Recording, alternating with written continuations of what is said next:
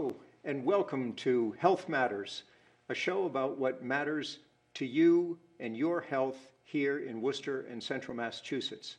This show is a collaborative effort of WCCA TV, the People's Channel, 194 on your dial with your cable, and the Worcester District Medical Society here in Worcester. My name is Jay Broadhurst. I'm a family doctor in Worcester, and I'll be your host for this show. I'm delighted to have with me a friend and colleague, Dr. Peter McConarty. He is a family physician who has had a distinguished career from my perspective, both in Worcester and in Fitchburg. He gave me some information about his background, which I'm not going to tell you about, except that he said he retired in 2015. And I don't think that's true, because I've seen you just as active out on the streets of Worcester providing immunization services to folks, as well as the advocacy that you have long been part of with public health and gun violence. So Dr. Peter McConarty, welcome. Glad you're here. Thanks, Jay. It's good to be here with you. Today, I was hoping we would talk about an aspect of gun violence, something called ghost guns, which I know very little about, but I was hoping that we could set the stage with just a brief discussion about kind of where we are with gun violence in the United States. And I'm just going to hold this up so the camera can see it. This is a copy of Worcester Medicine. That's the magazine that the Worcester District Medical Society puts out. Our spring 2023 edition is on gun violence, and it says, Approaches to an Endemic Problem in American Society. And as I read through it, I was disheartened, frankly, by how risky it is for particularly young people, adolescents and young adults. My understanding is that gun violence and other accidents, poisonings are now the leading cause of death in this age group. Is that right? Well, let me correct that. When you and I were training and going to medical school, right, and the first 30 years we were acting as family doctors, accidents, automobile accidents, falls from windows, I see. and poisonings were the most likely way that that a young American would die. About 6 months ago, the Centers for Disease Control said that's changed. Now, it's not automobile accidents, it's not falls from windows, it's not poisonings. It's firearm violence. It's not just violence. It's specifically firearm violence is the most common way that a child under the age of 18 will die in the United States. I know, that's crazy. What's going on here? And you think about weapons, things that hurt people. I mean, you could say, well, a kitchen knife can hurt somebody, and it obviously it can. I stitch up people but people don't die. The problem with a gun, from my perspective, is that it's remarkably effective at doing its job, which is to what it's designed to do. What it's designed to do, which is designed to. If it doesn't disable you, it kills you. And this is particularly true of military-style weapons. Right. Okay. The difference between a .22 rifle that somebody has to go out and shoot squirrels or something. Yeah. You get hit if they shoot you with that .22.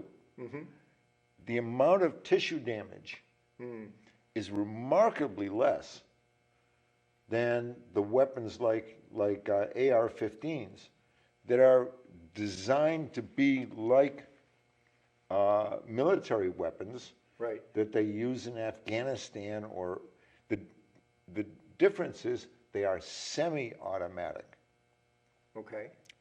Now, I don't want to get into the weeds here about Right. about it, but these are remarkably powerful, destructive weapons that are designed to fire a lot of bullets in a short period of time. And the bullets are kind of heavier and go a whole lot faster than what comes out of a .22. You know what? They're describing the children that have been shot. I remember particularly the Uvalde school shooting, where they had to do DNA because they couldn't identify the children. They had been destroyed. Yeah. Beyond their parents' recognition. Right. The parents couldn't tell that it was their child. Unbelievable. And then the other area that I've picked up on in over my experience related to this is that suicide, when a person is distraught, and if they have access to a gun, and if it's a child, sadly it would be a gun that likely has not been stored securely in the house. But Key issue. under those circumstances of being distraught, depressed, whatever, in that moment, I'm going to end it. Well, if it's a gun, then it's remarkably effective. If it's a half a bottle of Tylenol, you got a chance to save that child, because they don't die right away. Right. I'm not advocating for suicide in any way, shape, or form, but that's another issue, and that's what we talk with people about at gun buyback programs, is the safe storage. What you're talking of about weapons. here, Jay, is the issue of lethality. Okay. That's the likelihood that you will die in an episode.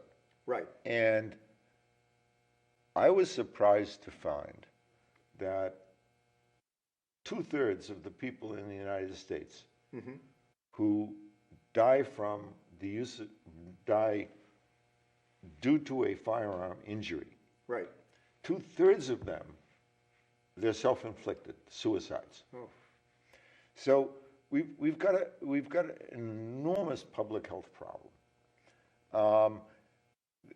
in the United States that is really, unprecedented.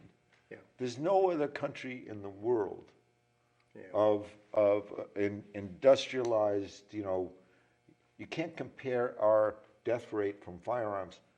You can compare them. Yeah. Canada's is about 1/10 of ours. Isn't that something? Wow. England, France, Yeah. Denmark, Norway, Japan Yeah. have gun violence, but they have very little of it.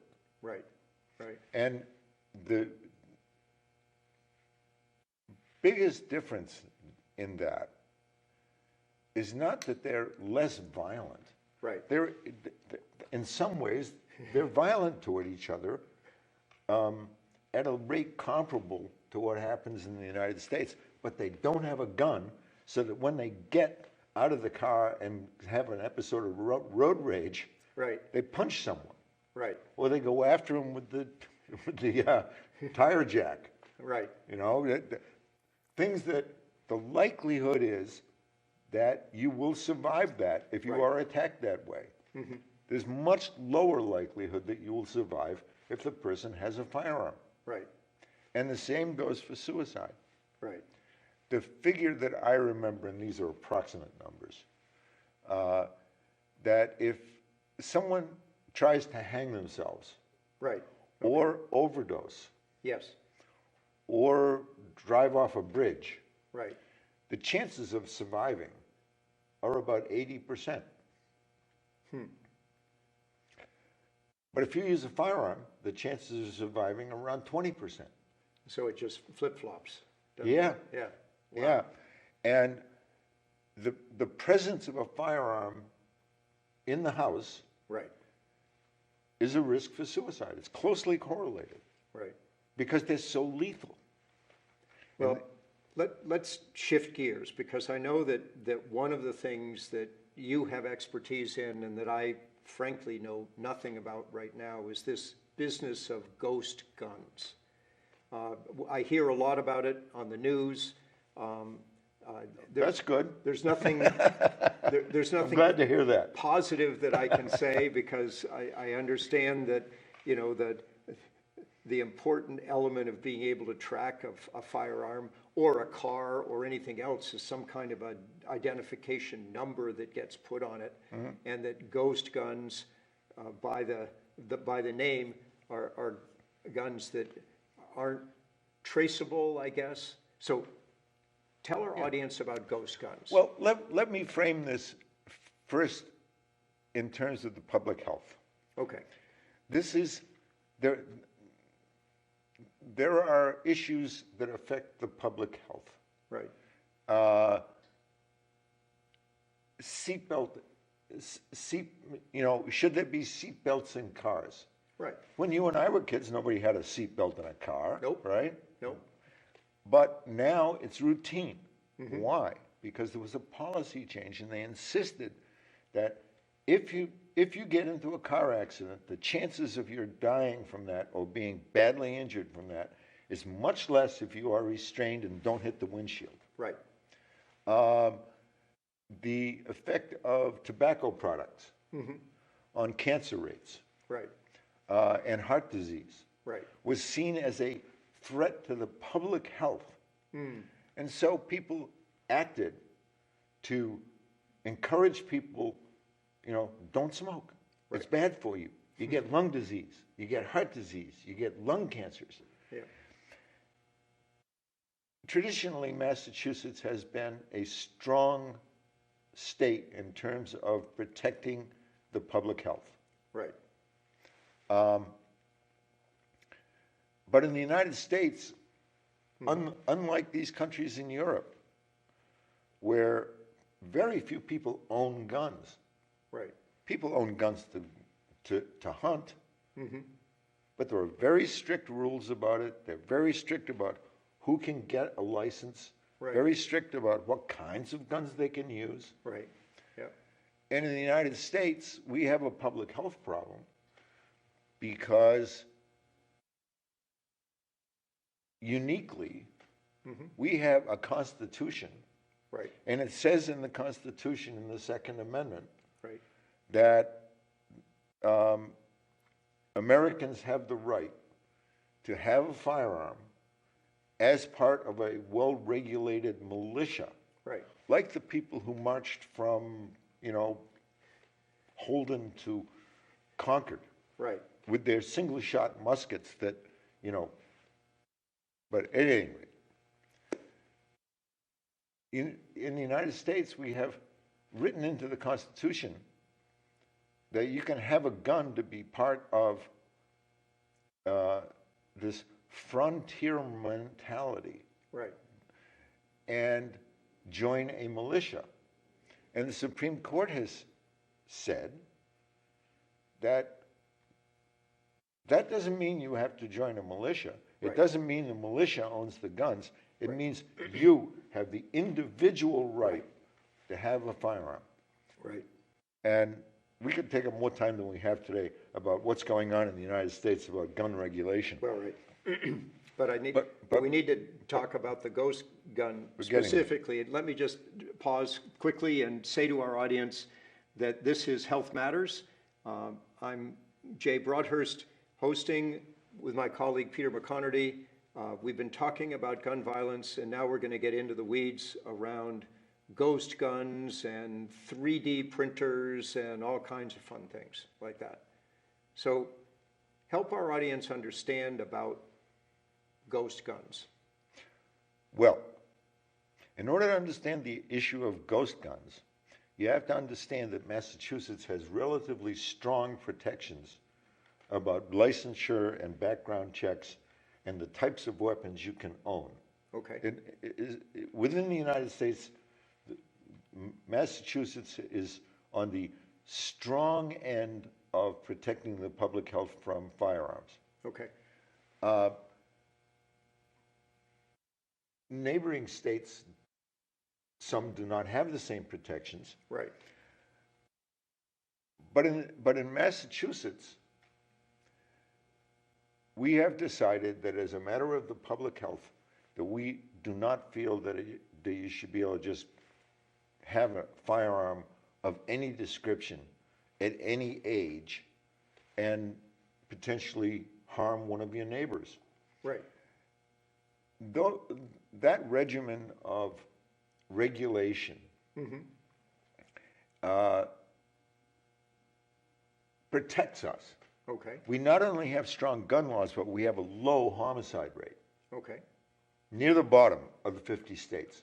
Right. We're near the top in terms of strong gun laws. We're near the bottom in terms of homicide. I'll let anybody out there figure out whether that's a coincidence. Okay. What a ghost gun Right. is a kit.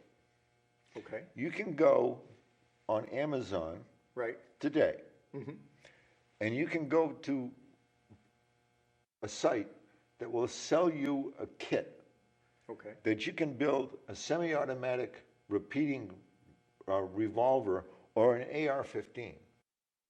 Wow.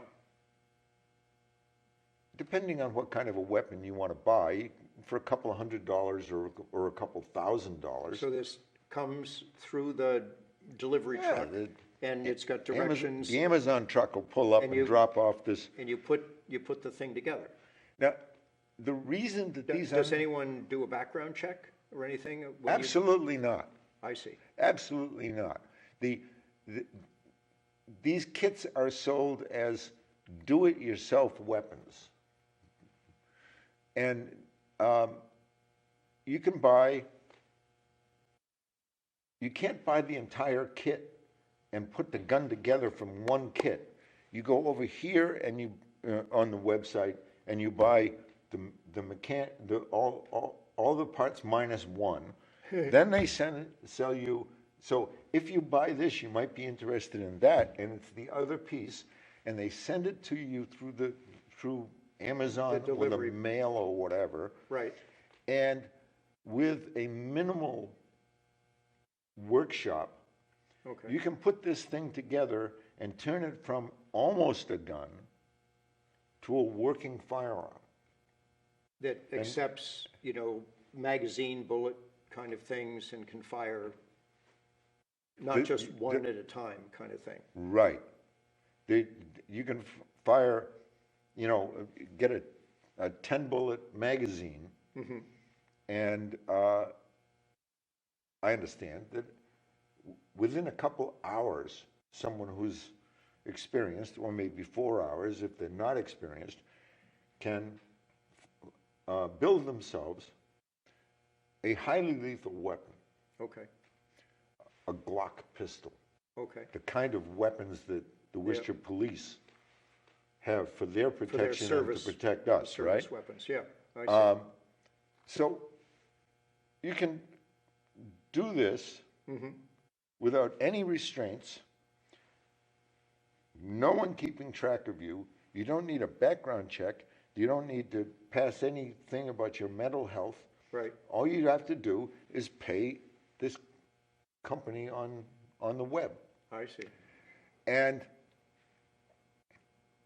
these things have no serial number on them, so they're untraceable. Now, who's going to want to buy a weapon that they can make themselves if they can get a license to carry a weapon in Massachusetts? It's much easier to go get a firearm license and then go to the gun shop And buy one. and buy your Glock pistol. Right. What I am worried about is that the people who are going to want to build their own weapons are the same people that we don't want to have them. Okay. Because they can get them without a license, they can get them without a background check, Right. they can get them without a serial number, and potentially use them to harm their neighbors. And presumably if you're purchasing a gun for a purpose that makes sense in society, is within the law, let's say. Nobody's going to buy a Glock pistol on Amazon to go shoot raccoons. Or That's not go to what they're for. target practice kind of thing. Well, you could do target practice, but that's not what they're being used for. Okay. They're being used to protect ourselves against other neighbors. Okay. Like this little boy who knocked on the wrong door the other day and got shot. Okay. Like the cheerleader who comes out of the gym, Right. gets in the wrong car and gets shot. Right. The- So that a ghost gun is something you send away, you do it yourself. What about this 3D printer kind of stuff? I mean, can you make these things out of plastic or something? You can. And 3D printers, they have 3D printers over at the Worcester Library. And you can make some amazing stuff over there. Okay. You know, you can put in a program and it can make art.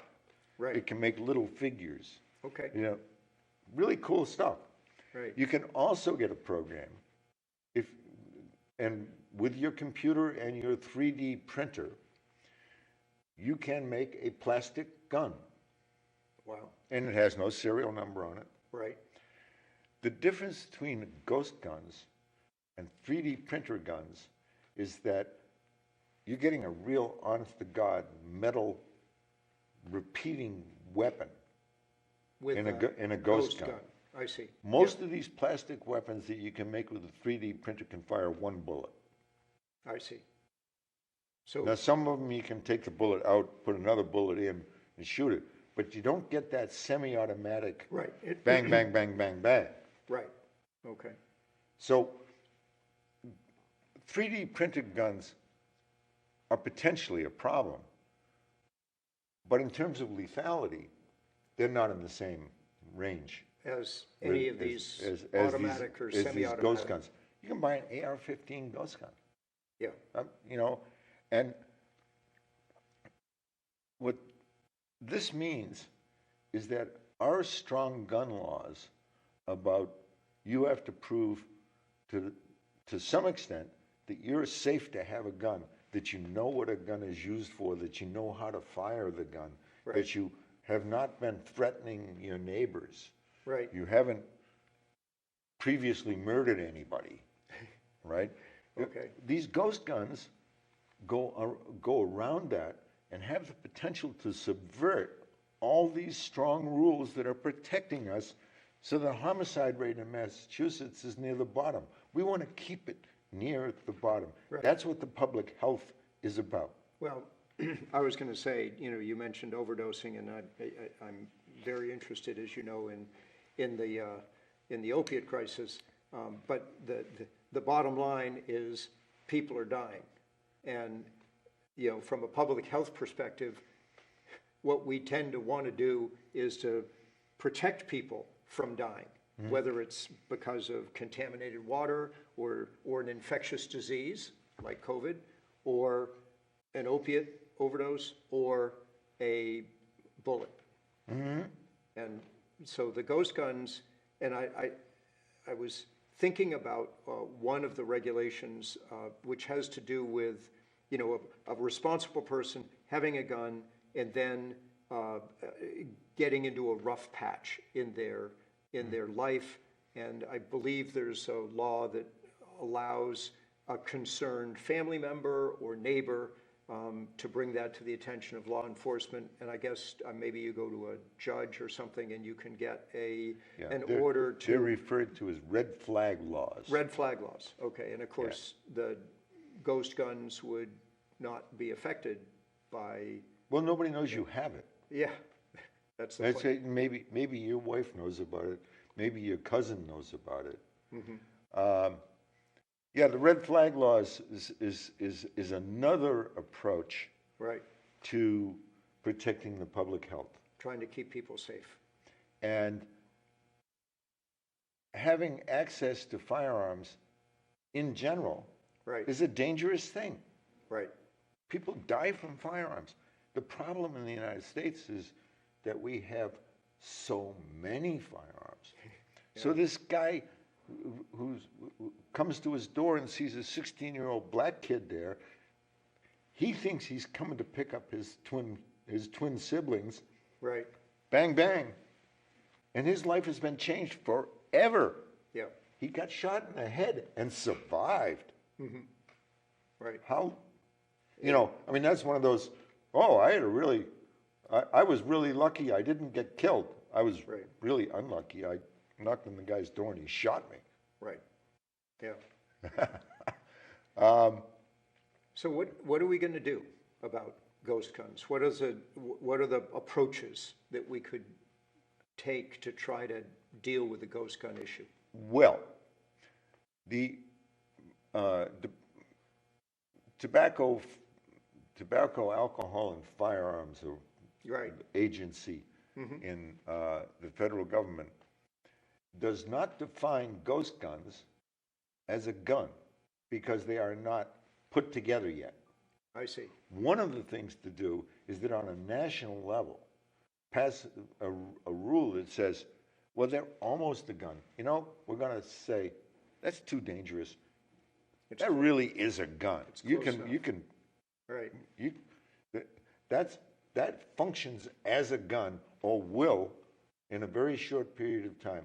Right. So these kits are going to be regulated the same way that we regulate a gun. So it'll have to have a serial number on it. Serial number and background checks. You have to go to the police chief and say, I just got this thing from Amazon and this is the serial number on it. Yep. So regulating these kits as firearms would be a good step. Well, that's an important step, and whether we'll get there, maybe we will in Massachusetts. Who knows? But we're going to need to leave it at that point. But I know you'll be willing to come back We're talk finished up with already. me again. Time flies. All right. Well, I want to thank my colleague Peter McConarty and the audience for joining us today.